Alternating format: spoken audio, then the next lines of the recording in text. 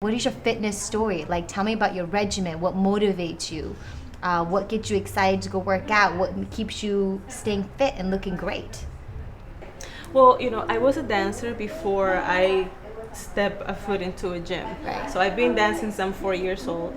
And Ballet. yes. Yeah. So when I stopped dancing, I was going through a lot of like health issues. I was dealing with some eating disorders and some other situations, and so I was just looking for another alternative that didn't quite require me to be super skinny, something Right. that I can't technically be. Okay, so I'm going to go into that subject because you're Yeah. talking about super skinny. Like, ballerinas are known to be super skinny. So you had to build an ultimate confidence of who you are and a body confidence because you didn't fit that industry mold, right?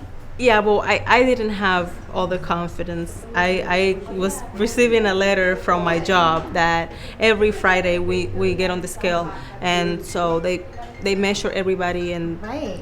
I clearly wasn't this But size. So they were sending me a letter every week reminding me that I needed to lose weight, lose 6 more pounds. And mind you, at that time I was, 40 pounds lighter than what I'm right now. Right. So But get this, funny how the universe works. But now you're known and recognized for how your shape and how curvy and how Yeah. strong, Right. and sexy you are. And now you wouldn't be that if you had the thin ballerina body. You would right. Well, you know what? I think that one important thing is that people cannot want to look like other people. You need to look like the best version of yourself. And I probably wouldn't be alive trying to, because I was just really putting my health like on the edge. I Right. was really sacrificing a lot of like important things like my health just to like look a certain way and fit in a industry that I really didn't fit in. I mean, I had the heart of a dancer, but I definitely didn't have the body. But right now, I'm like mostly focusing on being healthy Yes. and strong. Right. And of course, I want to look good, but I'm just like taking advantage of the things that I am naturally, like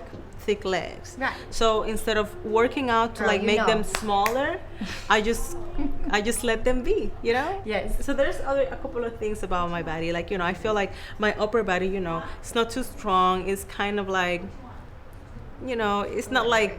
Like, anytime you talk about your body and have critique, I'm like, you are flawless. Well, you And I found try your to- lifestyle. I mean, that's the key, is I finding try the to- lifestyle. Right. that you So want. I try to incorporate all these like little things into my life, so Right. it doesn't, but not pushing it, just something more organic. So Right. I kind of like add one little thing at the time. Right. I feel like people fail when they try to new year, new me, and then on January 1st they try to incorporate all Yes. these new things into their Yes. life. Yes. It's not gonna happen. It's not realistic. How about this month? Just make sure that every day you drink your whatever, a liter of water or whatever Right. it is that you want to drink, Right. 8 glasses of water.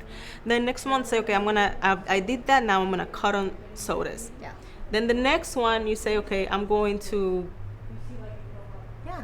It's stop little baby eat- stuff, I'm little gonna eat small organic. goals. Little small okay, goals. then I'm gonna stop, with the Yeah. whatever, sweets, or I don't know, whatever it is, but just But slowly. but I know that you've picked up on this and learned yourself and grew to know this, but not a lot of people know that. They do all or nothing, right? It's the attitude all or nothing. Right. Yeah, the same So- thing. I feel like a lot of people will go to say, well, I only have 20 minutes to go to the gym, so I'm just gonna wait until I have an hour. Right. And that day probably is not Won't do gonna it. come. Exactly. Just do those 20 minutes. Do that Exactly. 30-minute workout. Like, you're not gonna regret it. See, I think that's the most smartest thing that you do, is just understanding that you've developed and evolved a lifestyle that is doable and realistic for you. And I think that's the most awesomest tip that you can give to people, because I don't think that people think that they could do that and they can maintain Right. that. So thank you so much Yeah, thank you for for coming. talking with me. And thank you for always like helping me with my Of workouts and course. training. Hello. I know we need to get back to the gym again. Yes. All right. Thank you. All right.